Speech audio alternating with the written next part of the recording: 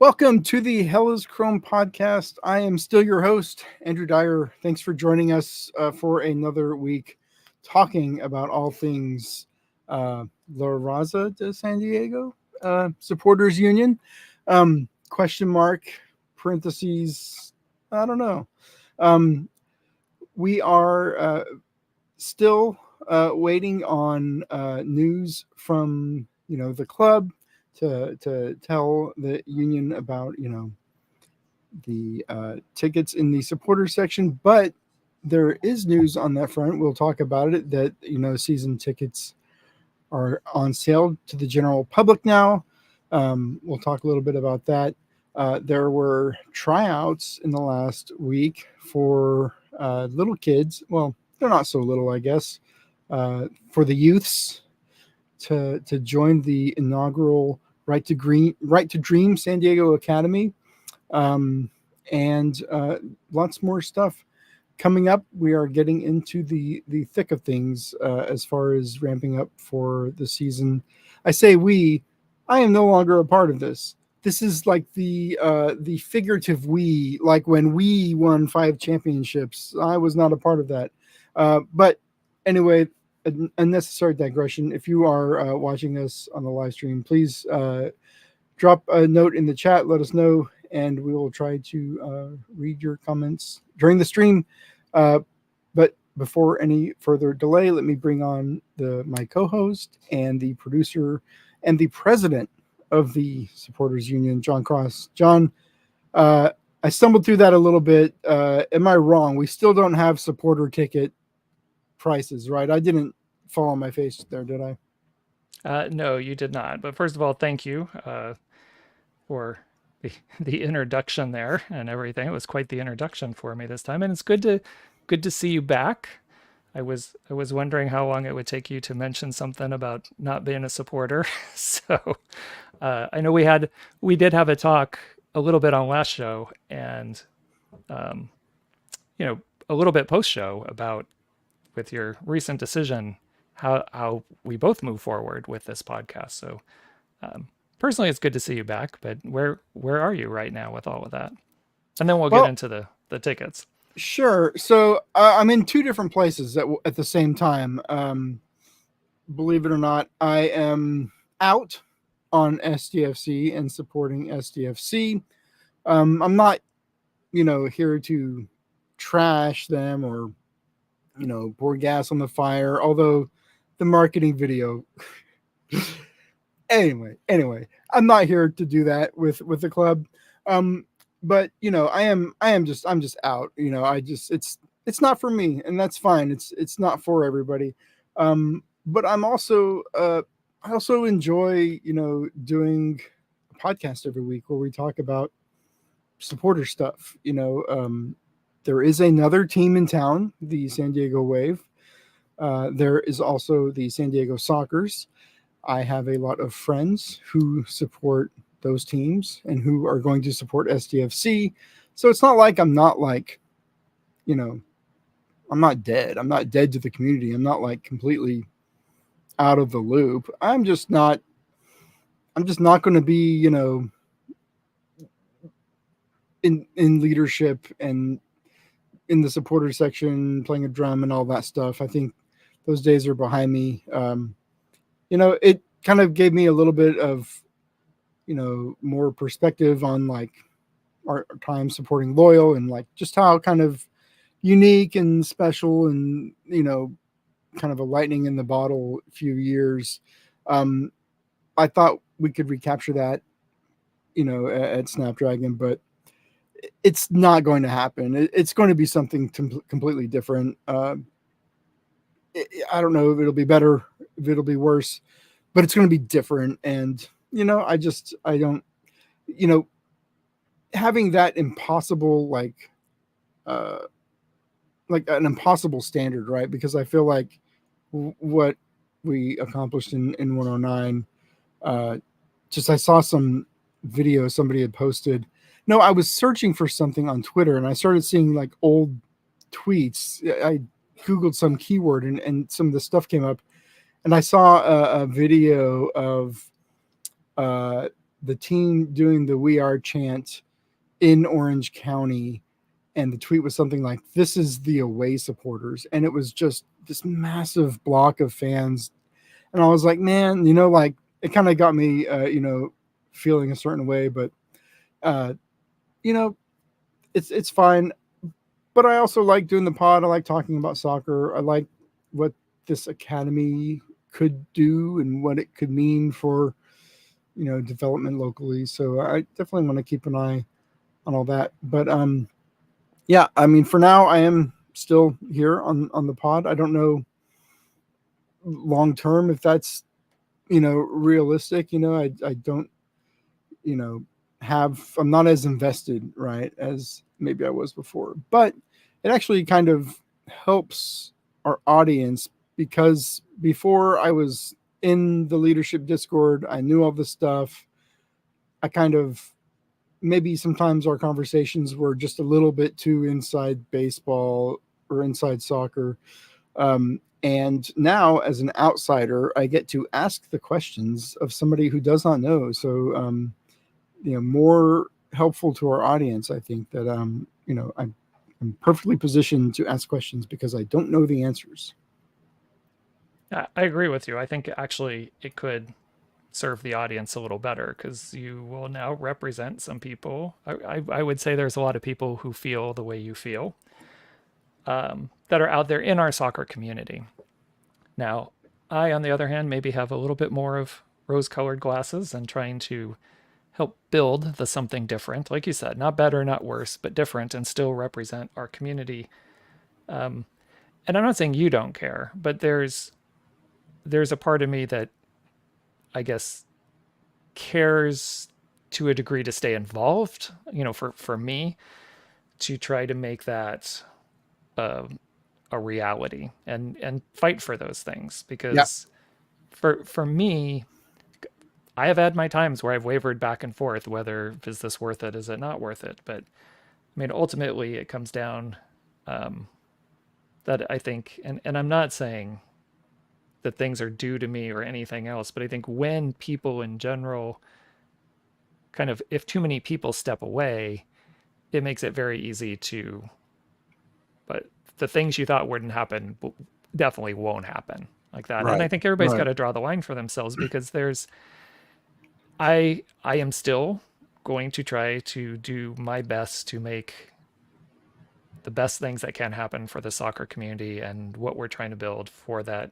union and create that independent structure of, or that the union of independent SGs in that supporter section.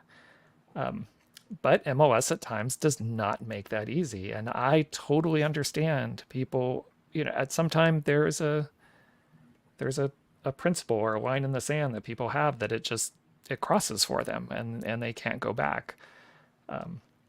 I would hope, even if some people have crossed that line, that, maybe they keep an open mind down the road. But like you said, for our audience, I think this is good. I think this is probably a little better for what we're doing moving forward, to have a more variety of discourse and conversations and represent different viewpoints. Yeah, I was looking at the locals Discord this week, and I really started to change the way I think about the union's relationship with the SGs, and you can probably help clarify this. But to me, it seems like maybe things have changed a little bit with the now that the union has its executives, its four executives, right, and the SGs are not as involved in union like decision making and talks.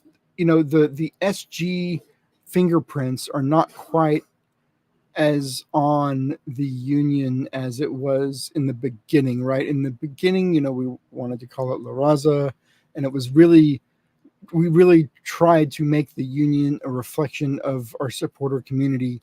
And when that it became clear that MLS was not going to allow that to happen, um, to me, it looks like things have, I don't know, maybe crystallized a little bit to where the onus is now on the individual SGs to do that, and the union itself is going to be just like a nondescript, kind of administrative, like front office for the supporter section, almost, really, with no kind of unifying identity. And maybe that helps people identify more with their supporter group than with a nondescript union. I don't know. What are your thoughts on that? Am I off here? Is that what's Well, happening? there were several things there. I jotted down some notes. So one of the first thing you talked about was kind of the change from this large representation of individuals that were coming to meet with the FO across the SGs to what is now slimmed down to, at the moment, now there's plans to expand this, but there's a couple things we have to get in place, but we're down to 4 people representing the union. And I would say the front office never wanted to keep, because they shared that all the time. They never wanted to keep that big group where we basically had 4 representatives from 7 different SGs, so 30-ish people there at every meeting. And when you have 30 people, it's hard to have, I think, quick, productive conversations because there's a lot of voices in the room. Now, we've gone from that one extreme almost to the other extreme, where we have very few voices in the room right now. And our challenge as a union is to try to get these organizational structures in place on our end so that we can build back that up a little bit and get better communication out to all the SGs. So we've kind of, the pendulum swung from one extreme to the other. And I can absolutely see how that, certainly comes across as one, there's not as many voices involved because they're not. But it also then presents a communications challenge where when you have those 30 people in the same room, everybody hears the same message. When it's 4 people, and then you've got to communicate it, I don't care how well you try to communicate it. And I try to do the best job I can of getting that information out. It's always going to come from somebody's internal reference, and someone else may have a slightly different take. So now one of us from the executive team is communicating it out to other leaders. So there's one potential point of breakdown. I'm going to write it a certain way, or some of the other members will write things a certain way, but someone's going to read it possibly a certain way and maybe a little different, which may influence the way they turn and communicate it out to their SG leaders, which then may in turn filter it a little more, change it by the time it gets down to actual members. So right now we're challenged with a communication problem that is something that we're trying to build those internal structures to solve. So that's the first thing. That transition certainly, it's helped in some ways. It's helped move the negotiations a little faster with the club. I think it really helped us get over the hurdle of the La Raza name, just to break through that. Yeah, the But club that kind of reps ties don't in. have to hear a bunch of angry people Yeah, tell them that's how fair. wrong they are. Yeah. But you kind of mentioned then the union becoming a little bit more like the front office a little bit for all the SGs to help do that negotiation and kind of provide a little bit of a buffer. And that is true. There is a little bit of that, and I think intentional. And the way, if we succeed in organizing it kind of under the vision we have, it will create a little bit of a buffer too, because the union is what the club deals with. And you're a member of the union to get those benefits, but individual SGs can still operate also independently outside, because really we're just a union with union members. And we are trying to find a way also, unlike a traditional union in maybe the rest of MLS, we're trying to find a way that we can still, within our umbrella, do some shared governance. And that's a little quirky legally how we're setting all that up, but we'd like it from the end user, the actual member, for, you know, they don't see any difference. We just have to do things, you know, on the back end to make sure we're following all our legal requirements to be a nonprofit. So we are a little bit like the front office to do that. But I would definitely like to get to the point where we have some more voices in those conversations with the club as we move forward, and would like to do that soon. But where we are right now, we're in a difficult spot because we're in this weird limbo. We've incorporated.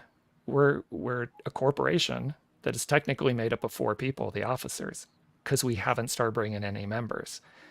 So really, I mean, to stay in line with everything legally as our nonprofit, we need to start bringing in members so that we can actually start bringing more people into those conversations. Otherwise, we're starting to, probably wouldn't be a problem at all, really, but technically starting to run a little bit afoul of, you know, we're not representing members at that point because we're bringing in other people from the outside public and we don't actually have members. So we're in this little bit of a murky gray area. And that kind of goes a little to your identity, is how do we move forward as a union with a very bland identity that we've kind of come up with a name just to get our legal stuff moving? Or do we work forward to try to flesh out a new identity to be accepted by the club? And that's, those are conversations that are happening right now. It's like whenever you drive over a skunk on the freeway and like it gets sucked into your air vents and you're like, oh, man, like it's I just sucked it into the AC. Like, man, listen, my personal opinion here, shockingly, is that the union already said what its identity is. La Raza, like the people, this is the soccer community in San Diego. This is the soccer supporter community. So to then go and name the union something really awful, like America's Finest Supporters, barf. Like it's a cop out. It's an also ran. It's like an honorable mention. It really, and I think it'll carry that, right? Like, how do you say that, oh, I'm proud to be like America's Finest, when that name lost? That name was not selected, you know, but because, you know, a faceless entity put its thumb on the scale and said no, you know, I think that it's all or nothing, right? It's either La Raza or it's you know, generic union name, insert here. Like, anything else is just going to come off as like, you know, a second choice. It's like, you know, when you're dating 2 people and then the one you really like dumps you, so you marry the other one, which is something I'm sure we all can identify with. I cannot. I want to state for the record on that one. Maybe I'm reaching a little bit there, but anyway, that's like as extreme as I see like adopting another name at this point, at least. Like, if something happened organically down the road, you know, but at this point, so like, I think this is, I mean, you bring up an excellent point. This is a challenge we have as a union. We have members who are all over the map. We have members who feel like you, strongly feel like you, that we should have stuck with that name no matter what. We have other members who feel strongly, not necessarily not strongly about the name, but strongly in terms of official recognition by the club should take priority, right? And then how do you, I mean, we have, even just right now, 7 different SGs. Licking boots is real supporter culture. That's where supporter culture comes from, is licking the boot of the man. That's exactly what it needs to be. And I understand that completely. But we have, you know, when you have 7 different SGs, and I was actually a bit surprised for a lot of the, I would say, maybe hardline people towards the name of La Raza decided to shift their thinking over the month of July. Till there was, I would say, a much stronger consensus towards recognition when they started evaluating everything. Now, you are not the only one that has left. I mean, for some people, when you think in terms of independence, just like you said, and not sticking with the name, that was a deal breaker for them. And I have to say, I had to think long and hard of whether I wanted to continue because of that, because that was difficult for me.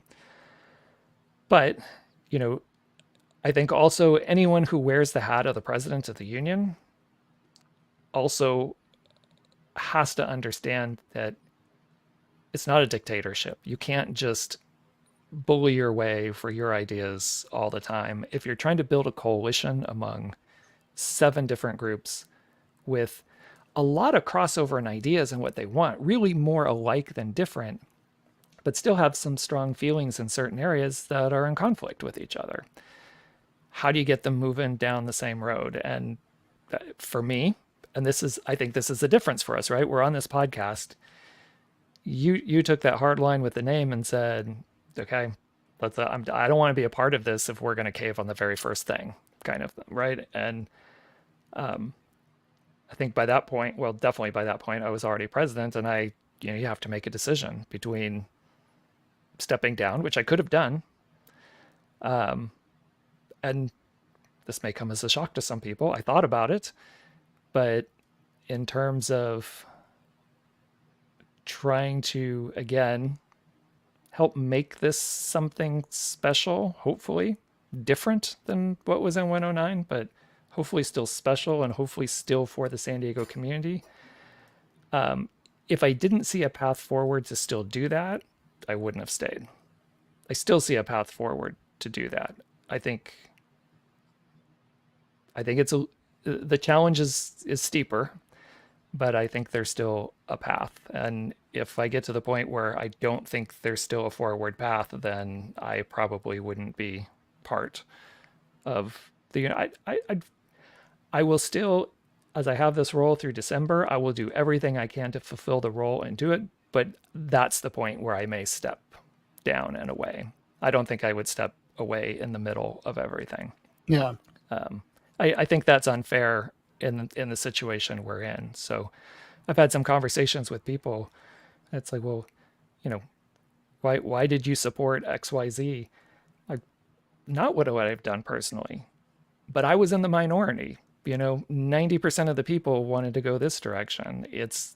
That's not what the president should be doing. I said my piece. I advocated. I was outvoted. So, that's part of being a democratic process as well. Is you don't pout and go home because you didn't get your way. You move on and you try to make the best of it. So, I think whoever takes on a leadership position, you have to give up. If you're willing to be a leader for the group, at times you have to give up a little bit of your personal feelings. Yeah, definitely. I can see like for me, it's a luxury, right? Like I have that luxury because I was not like in your position, right?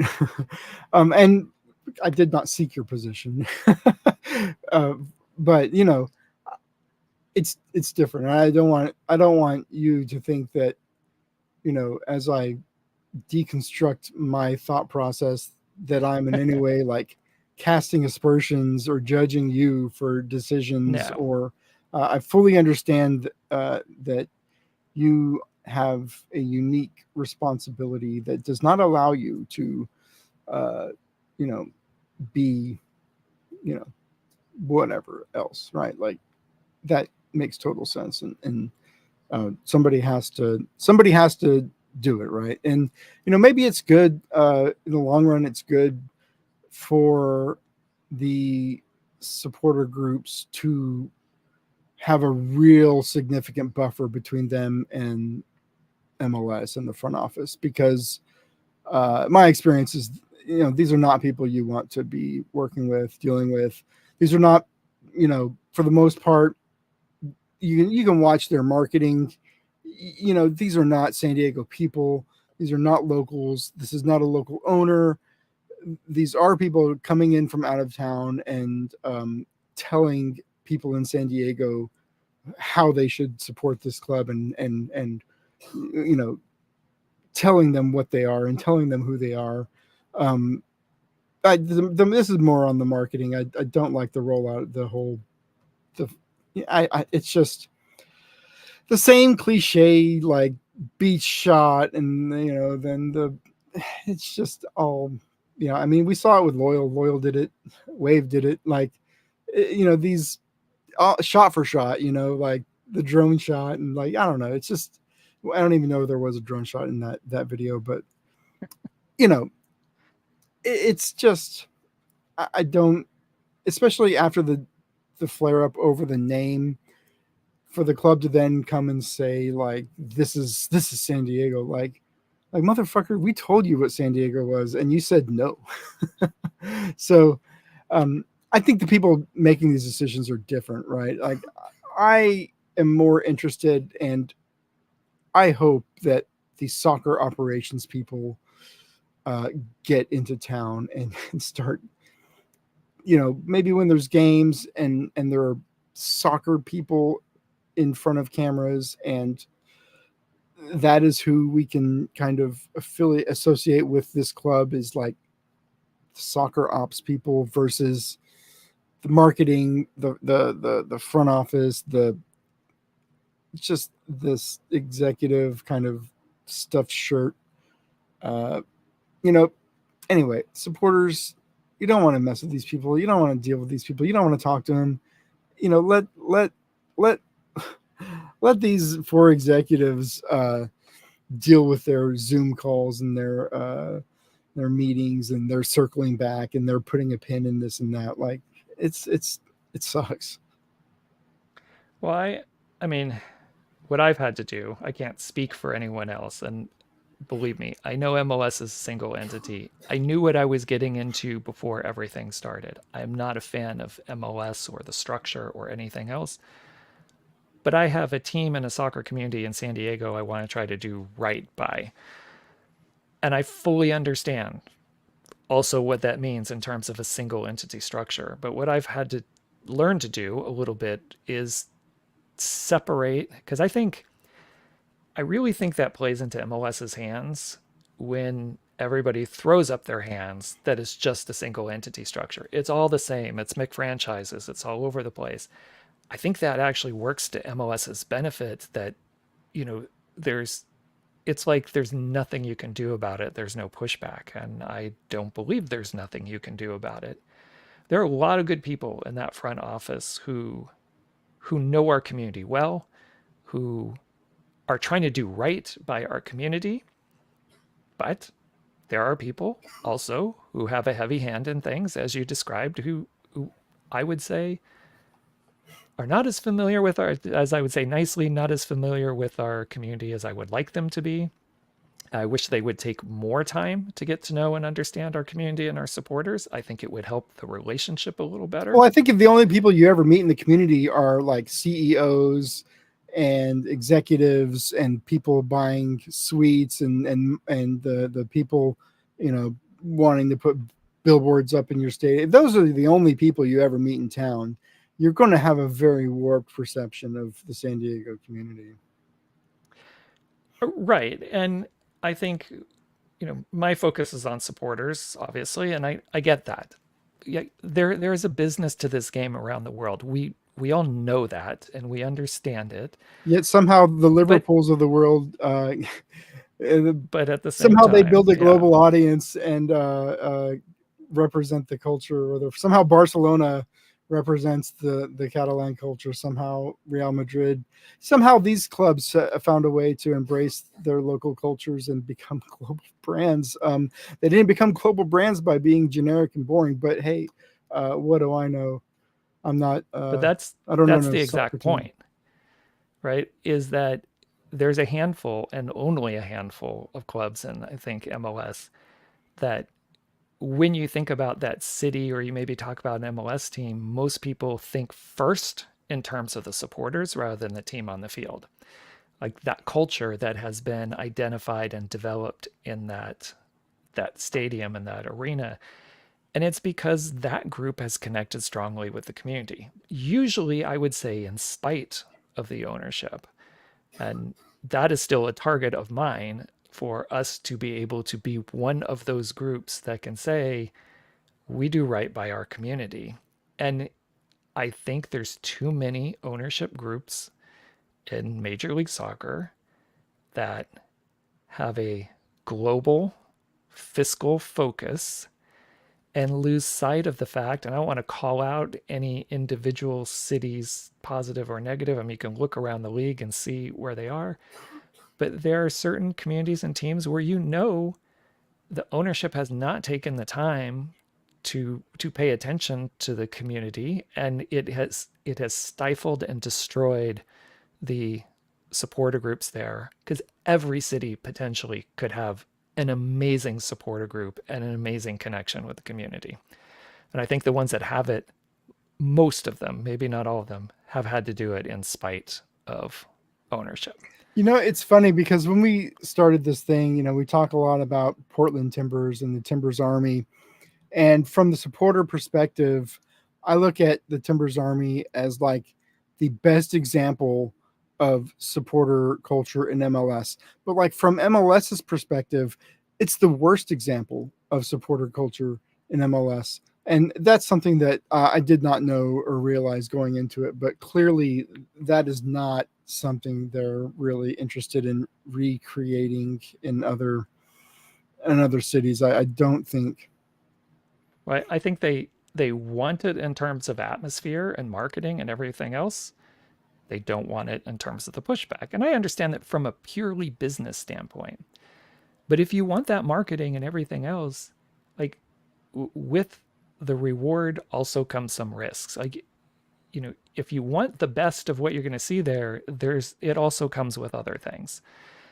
And if you don't understand that and accept that, what you're going to end up is with, I would say, at least half the teams in MLS, where if your team's playing well, you'll get more support. And if the team does poorly, you don't, because there really isn't a strong connection to the community. Because if there was, those people would be there every single match all the time, because it's important, it's pride for the community, and it's a Are you party every suggesting that match. people aren't showing up to Inter Miami matches if Messi isn't playing? Do you think that some of their As fans I are said, I'm not going doing to call that? out any I individual could not SG believe it. or team. I could not imagine supporters of a storied club like Inter Miami not showing up to a game just because one player wasn't going to be there. That's crazy. But to use that as an example, I think that is a perfect representation in a very skewed way, because you have the best player on the planet, right? In a very skewed way, what you end up Is getting, he still the best player on the planet? yeah, right. But I think that really represents what you get when you don't connect with the community, and especially when you only identify like specifically with players. Like that player is important rather than the representation of wearing that shirt and representing that community, whomever that player is. Mm-hmm. I think, you know, ownerships and teams that lose sight of that's what you get. You ride the highs when you have the highs, and you get extreme lows on the other side, And and you don't get that consistency. and this is what kills me, because there are good players in MLS, right? There are skilled players. I assume there is good soccer being played in MLS, but that's never what we talk about. We are never talking about the title race in MLS, and we are never talking about, all we ever talk about is these designated players, coming in, and fights between front offices and fan bases. Like, I feel like those are the only stories we ever hear about MLS. Like, it's about everything except the sport. It's everything except the game. I just it kills me, and it's you know I think from a soccer fan perspective, it's just there's not the fan appeal that other leagues have. Um, you know, Liga MX gets better TV ratings in the U.S. than MLS. I mean, what does that tell you? That says a lot. One thing it tells you is who the soccer fans are in the U.S. It also tells you uh, that there are a lot of people who will watch professional soccer. I mean, look at the bars on Saturday mornings. Premier League starting back up.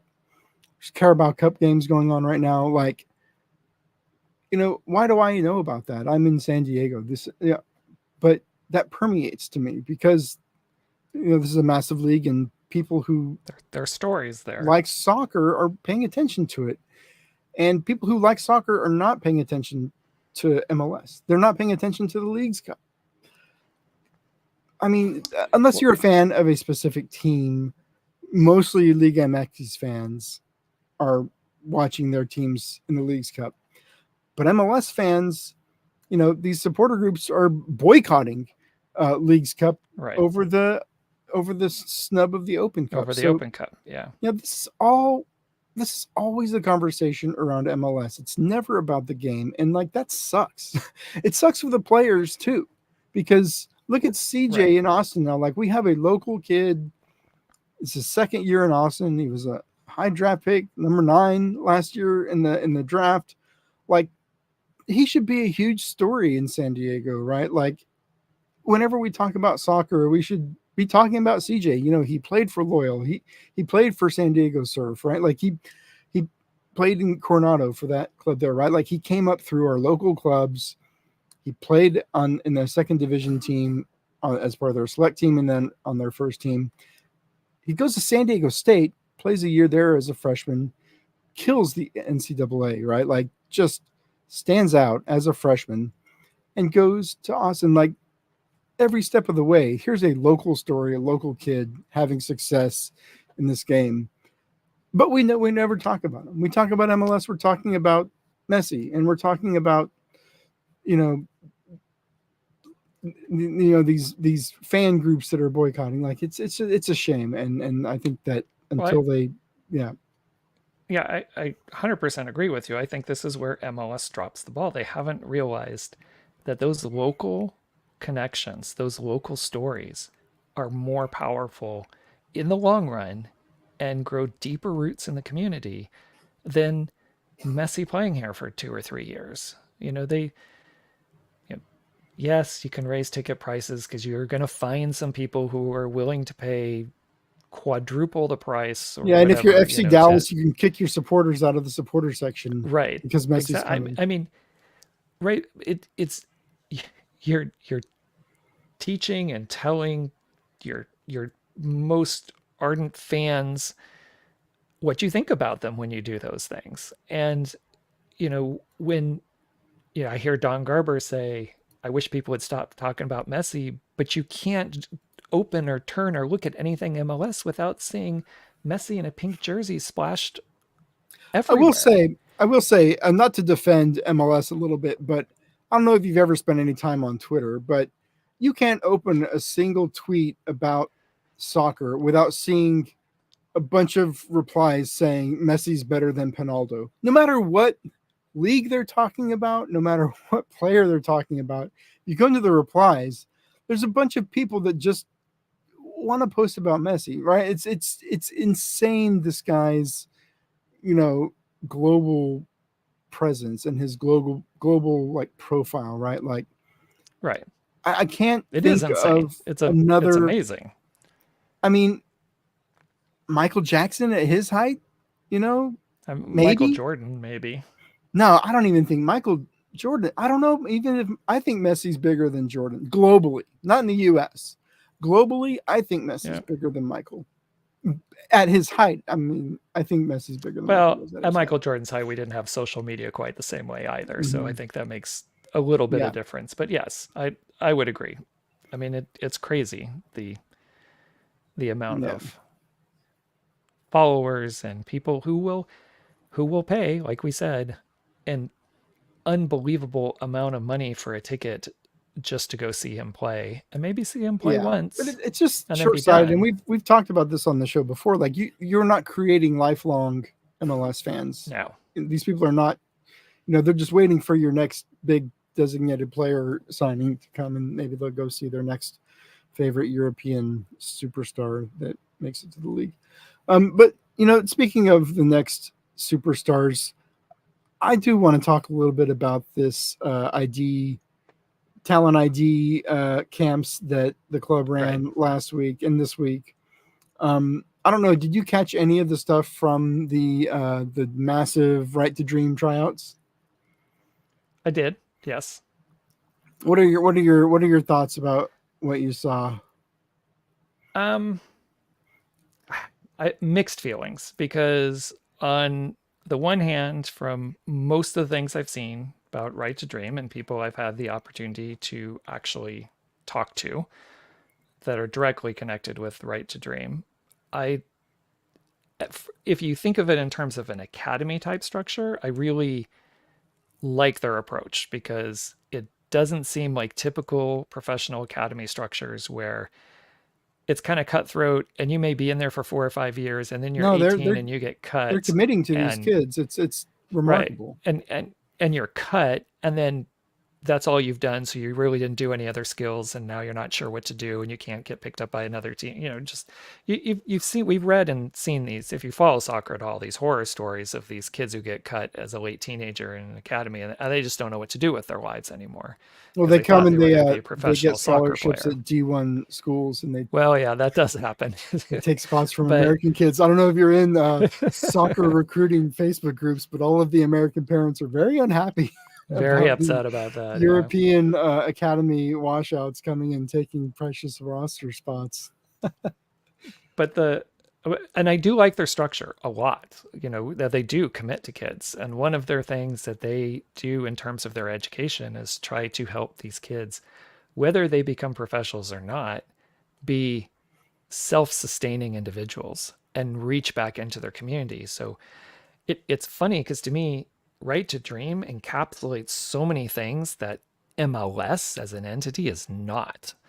And it's going to be really interesting to see how this dynamic moves forward, and if Right to Dream and what SDFC is trying to do has I'll call it a positive influence on the rest of MLS to try to change and influence some things for the better, and maybe loosen some of this grip of, I mean, that's an extreme case. I don't want to go It's like a that, dynasty. but They better win like 3 times. They better three-peat in the MLS Cup. yeah. Like it's going to take becoming a dynasty to really. But the flip side of that is, I saw a couple of the videos, and these kids are so young. I just think that's a huge kind of decision at that age. In my mind, I knew what they were talking about. I roughly knew the ages, but when I heard the kids speak, and maybe it's the teacher in me, I was like, wow, I don't know as a parent if I could, you know, go that route. If that's, even though Right to Dream promises a whole lot, it just seemed, awfully young. They seemed like such, and I know some of these kids because I know some of the adults who had their kids down there, and I've spoken with these people, and they don't seem that young in person, but hearing them in the videos, they just seemed so young to be committing to something like that. That was a weird jolt for me when I Well, the when I good saw news those is videos, and I they've didn't know got what I about a thought about it. they've got about a 1 in 1,000 chance of getting one of those spots. So the good news is the vast majority of the kids you saw show up are not going to be taking one of these spots. It was crazy. I'm of two minds of it, right? Like you have to do this, right? Like if you're going to fill the academy, you got to do open tryouts. Yes. Now using that for marketing and doing your drone shot over the line to get into the training center. Okay, like yeah, a bunch of kids showed up. Yeah, no shit, right? But you know, yeah, I've seen some chatter in like the Facebook soccer groups, parents talking about getting called back for the second tryout, like I guess they did it in phases or whatever. But Right. not a lot of people saying that they're moving on so far that I've seen. And I think they're in TJ this week, or was that today? So they are doing these They've camps already done it, also. I believe. Yeah, I just I saw it saw it on somewhere. Instagram today, Yeah. so I might be a day or two behind on there. But yeah, that's the standard though, right? Like soccer academies, like 12, 13, like that's when you go, or at Yeah, least on the it MLS is. side. I think in Britain they go even younger, but that's what it takes. And my kid has had teammates who at the age of, gosh, it must have been 20, like right after the pandemic, 20, so that would have been the age of like 13, you know uprooting and moving to Pack another up and state. move. Yeah, Yeah, to go to an academy. yeah. And you know that's tough. Like you really got to be wanting, that's really like pursuing that dream, right? And your family really has to be committed to it. But now those kids won't have to do that, right? Like you won't have to. Yes, they can uh, stay. I'm sure they still will. I don't know if these clubs can still recruit in San Diego now. That's interesting because I don't know the homegrown rules in MLS, but like there are kids from San Diego right now in LAFC's academy, in Real Galaxy, Salt Lake's Real Salt academy, Lake, right? Yeah. Austin FC's academy. These other MLS clubs have been allowed to recruit in San Diego and pull kids to their academies. I don't know if that will be allowed to continue. I don't know. I hadn't thought about it My yet. my guess is no, but I mean, MLS has such crazy rules and structure about things. I have no idea. My gut feeling would be they can't, but I'm sure we have quite a few people in our soccer community that would know the answer to that without actually having to go to MLS or anything else. We'll have to see if we can get a someone who's familiar with MLS's You know who crazy knows? rules as we get a little closer to the Justin season. from Riptides. That guy knows MLS rules. Yeah. I mean, one time he tried to explain. He was explaining. What was he explaining to me? How the oh god, this is like the first time I met him. We were at the Three Punks thing, and he was talking about how the roster rules work with this. And I was just, I was dizzy. But he understands it, so that would be the person to bring on to ask Yeah. these questions to. He'd be a good person to talk because I think he came from Atlanta, supporting that team, which I've seen pictures of their games. Not so great in that stadium. Not a lot of seats with fans in them, but uh, Well, I think right now with Leagues Cup, with all that's going on, I think the attendance is pretty low. And frankly, I think rightfully so with all the stuff that happened with the Open Cup. So I hope that, yeah, I don't know if you take Don Garber at his word, about low attendance and not being worth it and not you opening know, up big stadiums for so few people. I've heard, and I'm trying to remember who told me this. That MLS is getting a lot of flack, but that actually U.S. soccer is who really deserves Well, to kind it of. is ultimately US soccer because they're allowing this to happen, as Chris Kessel always says, for anybody who follows and familiar with him. The system works exactly as it was designed to work, right? MLS is just taking advantage of the system there. It Yeah, really, as much as I'm upset with MLS, yes, I think the ultimate blame lies at the feet of US soccer, and that's ultimately where things have to change first before anything possibly changes with MLS. And maybe it never changes with MLS, but there needs to be a structural and personnel change in US soccer to I think do better by our wider soccer community from top to bottom and not create the unequal and unlevel playing field and all the benefits that MLS has had to get to its dominant position to now be in a strong economic position to basically take out other leagues, which has been their history. So, and yes, as much as may get mad at MLS, that's a U.S. soccer Yeah. issue. Well, I do want to talk a little bit about before we get out of here. I think there was a Chrome Ball event, and I think there are more SDFC stuff. And I also wanted to ask you about. I know that there was the union execs met with the front office. Let's start with an update on union and club stuff, and then we'll get on to the events. So, what's the latest as far as where the union is with the club? Where are we on memberships? Do we know when we're opening memberships and all of that? Yeah, all excellent questions. I wish I had more clarity on all of that. I almost in the same spot we were at last week.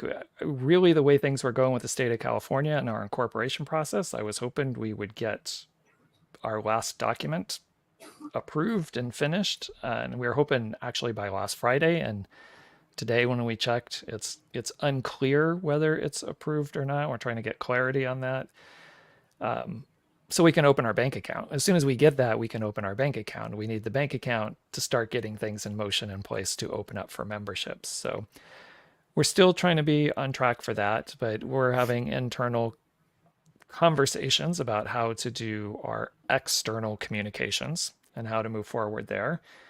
We have again, we always record this on a Tuesday night. So on Wednesday, we're having a summit like we did back in July, so we can, look at again our shared values that we had created then and see what we might want to tweak along with our shared group vision, and start looking Which at ones they might want to just throw away. which ones we might want to tweak or edit. Put an asterisk on maybe. But look at where we are, where we want to be come match day and where we are now. And, obviously there's a gap there. So how do we bridge that gap? What are some of the things that we need to do? So we'll be looking at that. The executive team will have a meeting on Thursday. I mean, I had a meeting before this podcast with the events team, trying to lay out some union specific events now that we've got that committee going, where we can start doing things not only with the front office to, leverage their resources to help with recruiting and other things, but do things away from the front office. It's just, social activities where we can get people together and get to know each other. So starting to lay those things out. Monday, there was a membership meeting where our membership group came up with at least an initial decision on a dues benefits package. So as we get ready to open up memberships, so that was a recommendation that the executive team will talk about on Thursday. It's likely going to be presented to the supporter group council at their meeting on Monday, so we can get feedback and kind of see where we are to ultimately make a final decision as we're getting ready to open up memberships. So hopefully still very, very soon to open up memberships.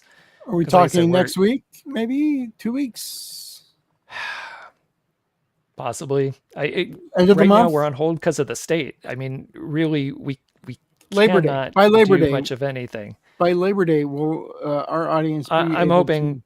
to... I'm hoping well before Labor Day weekend.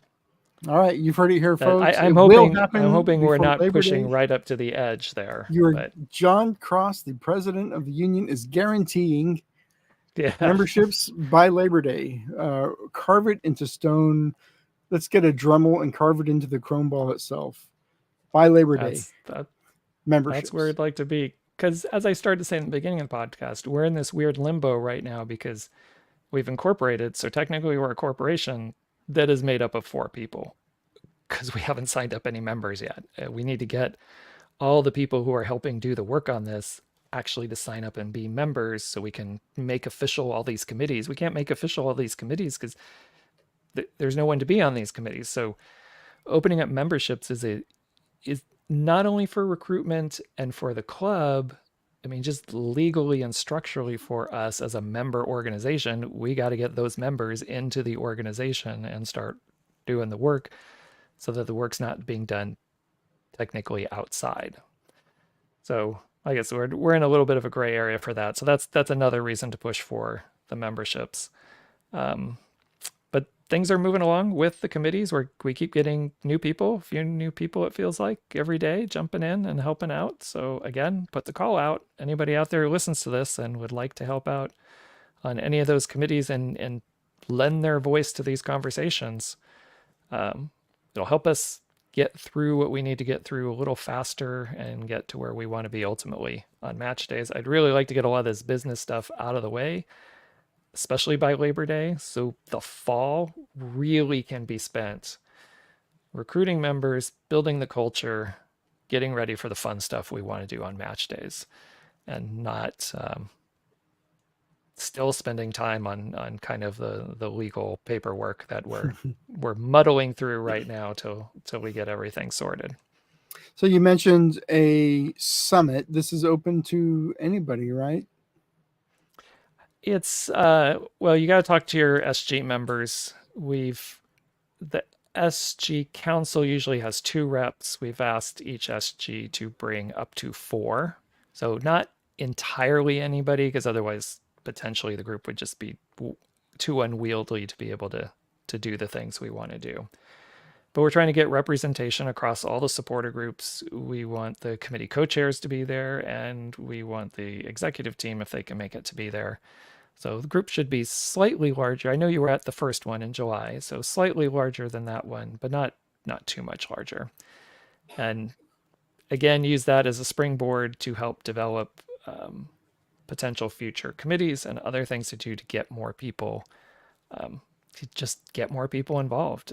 To me, we should be a union of shooting for 10,000 people, because not everybody's going to be in that section. Some people will be the diehards, they'll have season tickets, they'll be in that section. Other people may want to just buy some of the merch and sit in other places around the stadium. As you pointed out, I think on our previous podcast, in the Loyal days, you could look around the stadium and there were a ton of local scarves spread throughout the entire stadium, not just in the supporter section. So I'd like to see the same I kind of would say thing. there were All the more SGs represented around the local entire scarves stadium. outside of 109 than there were people in 109. And that's I would anticipate similar thing. Yeah. So Some members may not even ever go to a single match. They might right. just be friends with the president and join just to support the notion. Just to support the cause. Yeah. So, but I expect there to be a lot of people like that as well, who maybe enjoy the TIFO displays and just maybe want to know how they can help contribute to, like, they're happy that there is a group that wants to create that atmosphere and be the heartbeat of the energy, of the games on match days. They just might want to help contribute. So to be a member just to help, and Yeah. I'll buy a scarf or I'll do something. But they don't necessarily, like, they don't want to stand and jump around and wave flags and sing all the time. But they love it. They love the experience they get out of it, and they may want to support it, Yeah. from a distance. So the summit not open to everybody, so we're not going to divulge details there. What is the next community engagement opportunity for members of supporter groups to come and hang out with other groups, the union, the club? What's coming up? There is an outside chance, and I want to say the club is trying to work with us on something that might happen over these next 2 weeks. And we are trying to look at things on our end, and the club is looking at things on their end to see if we can pull the trigger on something. There's a window of opportunity to do a particular thing, which obviously I don't want to divulge details because we don't know if it's going to happen. I'd put it at about 50-50 right now. And not sure. Is it at the ultimately how Rady whole Shell? thing's- Will it be at the Rady Shell? No. Okay. But it'll be I won't say what was that, 10,000 people or whatever they have. It won't be a 10,000 person event, but that will accommodate a lot of supporters, people who are interested and want to be a part of it. So, venue's always an issue when you look at these things, and timing for certain things that might be a draw for people are an issue. So there's some logistics trying to be worked out. And if it doesn't work out over these 2 weeks, we're trying to look at how it could be replicated maybe a little further down the line. So unfortunately, this is one of those things that could have a super short turnaround time, like 72 hours, or, you know, like, hey, be ready, this could happen. And this is part of also trying to get our communications as a union organized and set up for how we want to do those, so we can make those direct communications to members and not do the telephone thing I was talking about early on, where executive team hears something and tries to communicate it out to people who then recommunicate it, and things just get lost in translation. All right.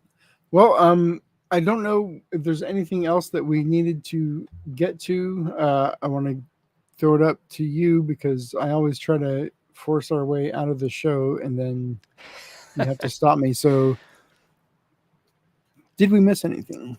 I will take a quick look. I would expect, someone posted in the Discord and put an app together, Justin, that you had mentioned earlier, that just does a little countdown, till the start of the year. But I think he had also done the math to say that SDFC needs to, on average, sign a new player about every 10 days to fill out the roster. So I would imagine, I'm sure we'll get them in chunks, but we're slowly running out of time. So I think we should start hearing some more announcement type things.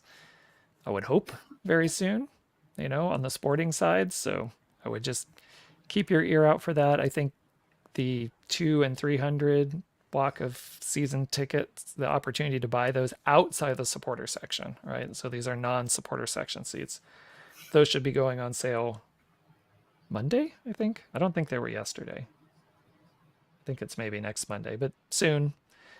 If you have a deposit and you're interested in that because you don't want to sit in the supporter section, that's an option that's coming up. I'm going to be very interested to see what the prices end up being for those Get relative to the prices in the 100 get your level. home equity loan paperwork lined up. Your second mortgage. We are going into more debt to afford to attend these matches. And then the last set of season ticket packages that they will offer will be the supporters group, which will happen sometime in the fall.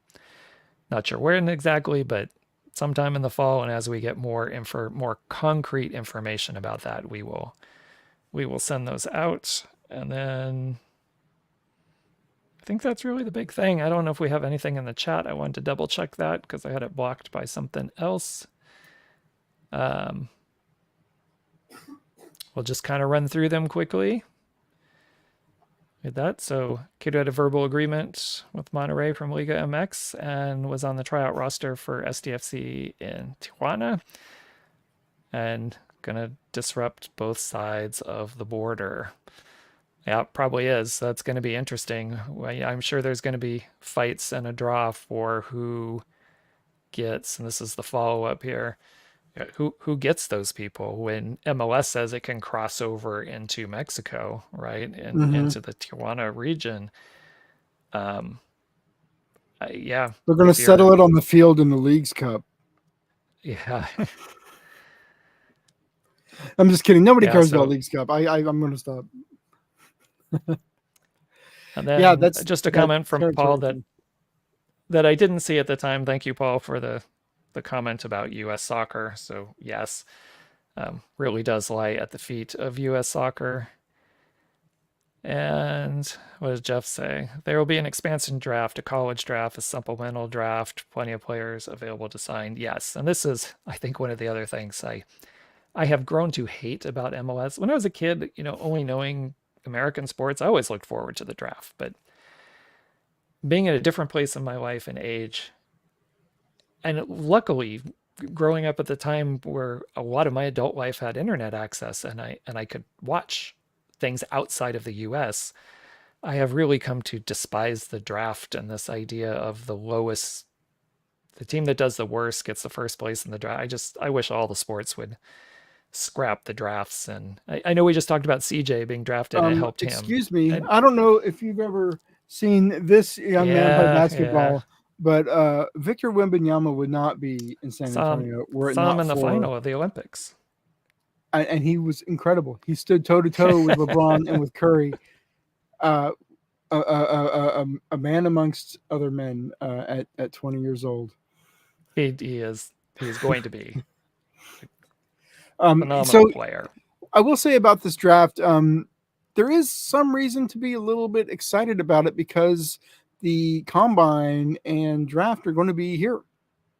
So those Oh, I players are did going to be not know coming that. through I wonder here. if that means the coaches convention and everything else is going to be out here. Yes, somebody, and I don't know if I was not supposed to. Somebody told me this. Somebody from the orbit of the club told me. I cannot remember Got it. if it was a another journalist, if it was somebody in the front office, if it was somebody that hosts another Well, that doesn't podcast. Somebody that told doesn't me surprise this me. a while They back. They told me usually this. Yeah, yeah, they usually tie something into the new expansion team, right? To yeah, do the draft in the city.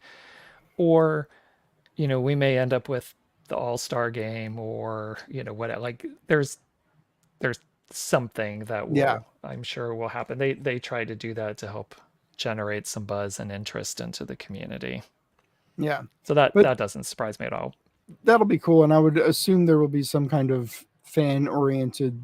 So I mean, this is just me assuming things, so I don't have this on any official level, but I'd imagine there would be some kind of fan activation, to use a word from somebody that Yeah. probably wears a tie to work.